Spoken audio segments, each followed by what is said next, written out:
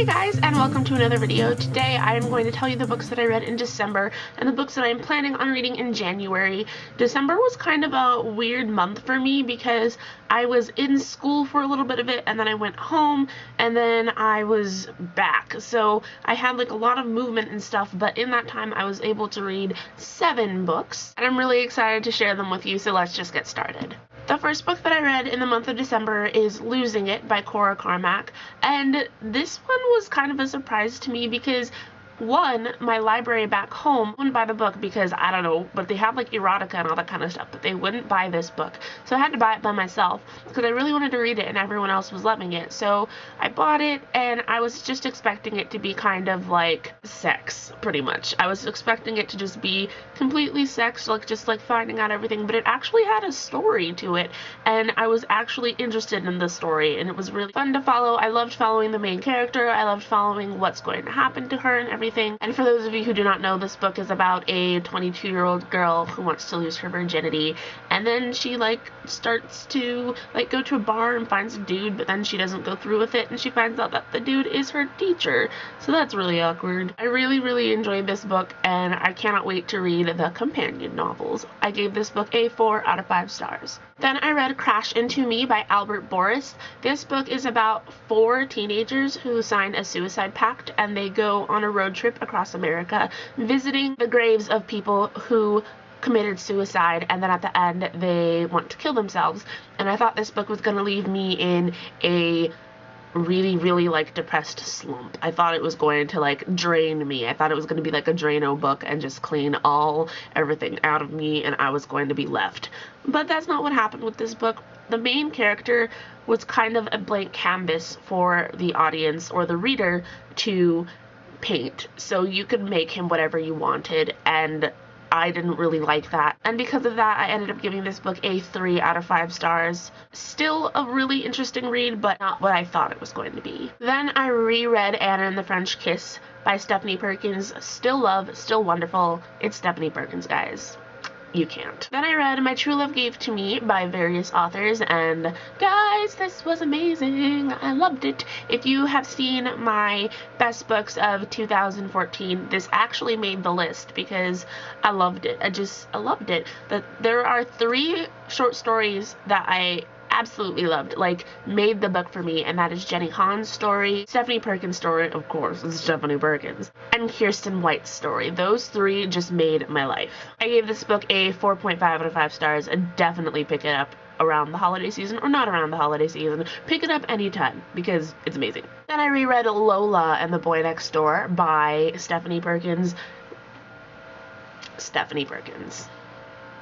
That's it. Then I read River of January by Gail Chumbley, and Gail Chumbley is actually my high school AP US history teacher, and she wrote a book about her in-laws and how they met because her father-in-law was a pilot and he like did so many amazing things, and then her mother-in-law was a dancer who traveled around the world, and we just got to read from 2 different perspectives of these 2 people as they just go on these adventures and see what their life is going to be. It was interesting to learn the histories of these 2 people that I had heard so many stories about and like have them all together in one. I really enjoyed that. I gave this book a 3.5 out of 5 stars. I will leave all the reviews of these books down in the down bar, so you can go check them out if you want, or read my review, a written review that was a lot more in depth with these, and check out River of January if you want. The final book that I read in December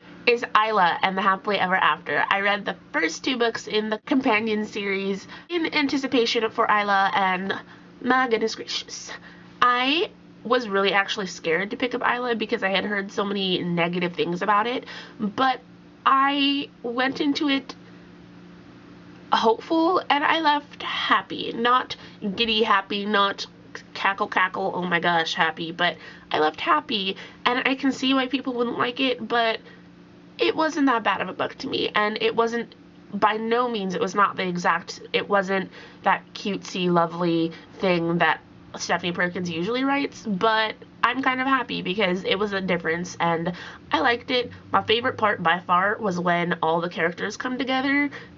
Bruh.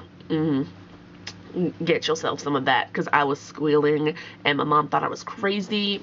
It was great. I gave Isla and the Happily Ever After 4 stars out of 5. That is it for the books that I read in December, and now I'll show you the books that I have chosen that I'm going to read in January. Currently, I'm reading a Dear America book, The Diary of Piper Davis, called The Fences Between Us, and this is about a girl who grows up in Japantown in California, and this is during the time that Pearl Harbor happened, so she is seeing firsthand of what these Japanese people are going through, and we just get to see what it's like through her perspective.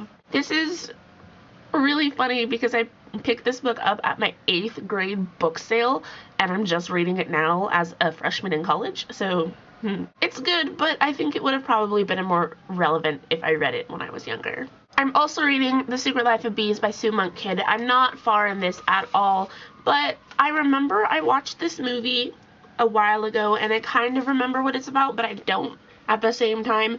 So I'm just really interested in seeing what this book is about. I'm excited because I've heard really great things about this book, and I can't wait to delve into it. Then I have this book that I'm planning on reading, Dreams of Significant Girls by Christina Garcia. And from my understanding, this is about 3 very different girls on 3 very different summers, and there's, oh, I'm going to, like, butcher these names, I'm sorry. Shririn, who's an Iranian princess and honestly believes she's better than anyone, and she has no time to suffer fools.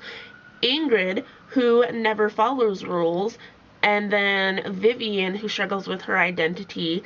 And I believe that these girls just all get together over a summer or over different summers, and we get to see how their lives intertwine. And I'm actually really interested in seeing what this is. I'm afraid this is either going to be like a teeny bopper, like kind of whiny book, or it's going to actually be a let's learn lessons and become friends forever. We shall have to see in my future talkings of this book. Then I also have The Spectacular Now by Tim Tharp. The main reason that I picked up this book, like, I had it on my list before the movie, but I keep seeing previews for the movie, and recently, like, 5 people in my life have been talking to me about the movie, and I really want to watch the movie, but then I'm like, nah, let's read the book first. So that's pretty much the reason why I'm picking up this book. I know that's kind of weird, but whatever. Not really quite sure what this one is about, but I'm actually really excited about it because the movie looks super good. And then I am going to attack this behemoth of a beautiful, wonderful book called The Host by Stephanie Meyer. And if you guys have been following me for long enough, you would have seen me, like, fangirling a storm up about this book. This is my favorite book of all time, and I cannot wait to reread it. I'm rereading it because, as you can see, there are no stickies in this whatsoever, because the last time I read it, I didn't have stickies, and I didn't really know what stickies were, and I wasn't, like, putting them in books.